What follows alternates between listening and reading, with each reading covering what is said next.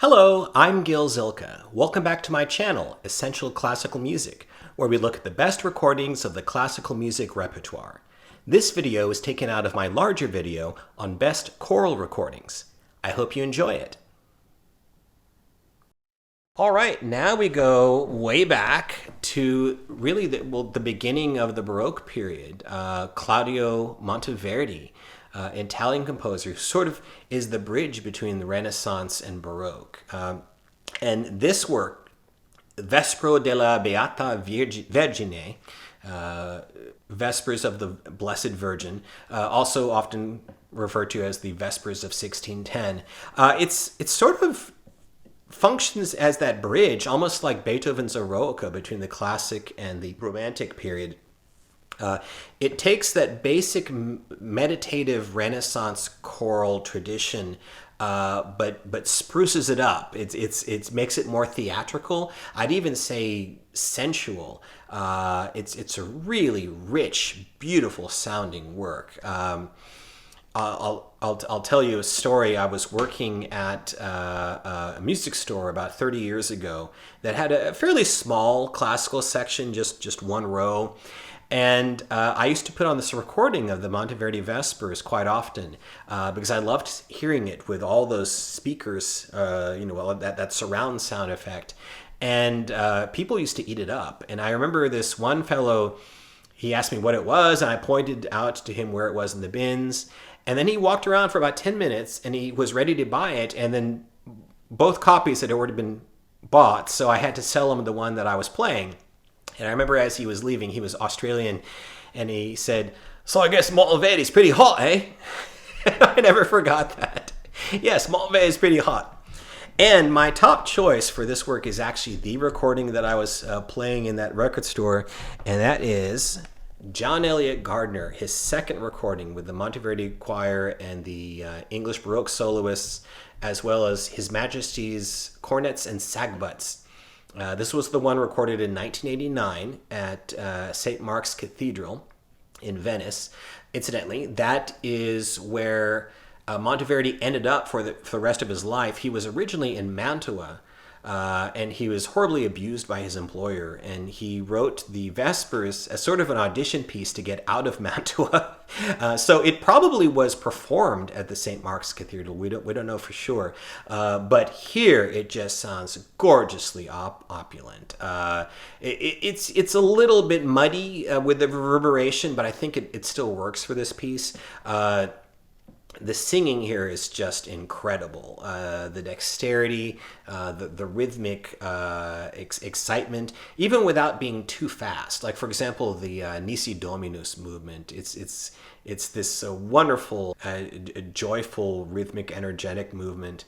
But then there are also movements of more etherealness. For example, in the Laudate Pueri movement, there's this moment in the middle where the women's voices come in on this soft, the words are ut collecet eum, and it just sounds like voices in heaven. It's just so gorgeous. So to me, this is one of the classics of all choral recordings, just incredibly gorgeous and well done. However, this is an incredible masterwork, and I would not want to be with just one recording. And we actually have one from just a few years ago, 2022, that I want to recommend. Raphael Pichon and Pygmalion. Like Gardiner, I think this one accentuates the theatricality of the work. It even maybe goes a little bit further, even more daring in its dramatic impact. Very crisp and clear as well, probably more so than the more opulent Gardiner, so you can actually hear the text a little bit more, and just really beautifully done. And I think we can already say after just a few years that this is also one of the great Monteverdi Vesper recordings. We also have this one from 2004 with Robert King and the King's Consort, which I think is another one that accentuates the more theatrical, dramatic elements, while also being beautifully sung and beautifully played. This one really has a gorgeous sound to it. Wonderful solo work. So another one accentuating the grand opulence and theatricality of this work. Now, for something a little bit different, we have this earlier version from 1984 conducted by Andrew Parrott with the Taverner Consort. Now, this is a less theatrical version, I would say. This one accentuates more the liturgical aspect. It's a little bit drier, both in the treatment of the music as well as the recording. And I think it works. The Ave Maria Stella movement towards the end is really beautifully done here. Also beautiful solo work from Nigel Rodgers and Emma Kirkby. So this one's a little bit different than the ones I just mentioned, but I think it accentuates a different aspect of the work. And then we also have this one from 1974, which I think also brings that kind of reverential aspect, the spiritual aspect. This was conducted by Hans Martin Schneid with the Regensburger Domspatzen and the Hamburger Bläserkreis für Alte Musik, brass ensemble for ancient music. Now this is a period performance, but it's a little bit grander in scale. It's a little bit, there's a little more warmth and size to it, but it still has that kind of more reverential aspect. Partly because he uses boy sopranos as well.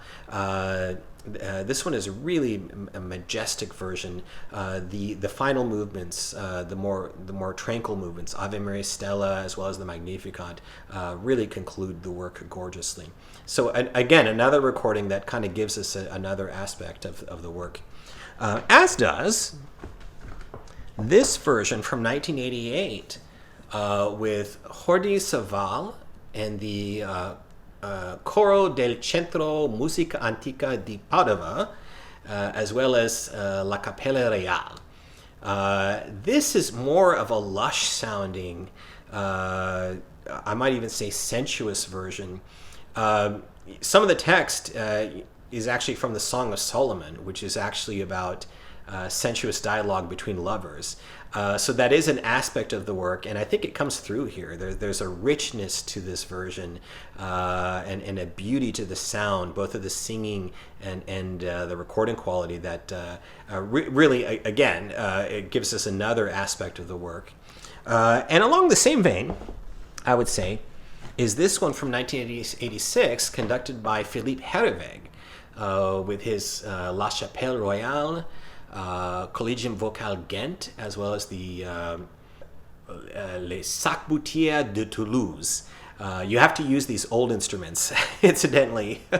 I've been in a couple of Monteverdi Vesper recordings, and we usually have to bring in antique players from we have to bring them from other places to augment our own orchestra.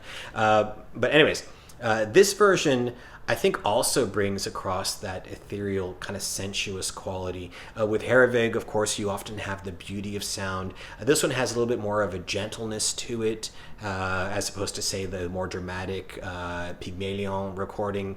And it's a really wonderful way to hear the work. It's almost like taking a bath in beautiful, luxurious sound. Just another a wonderful recording of this really wonderful masterwork. Thanks for watching. I wish you all a great day and happy listening.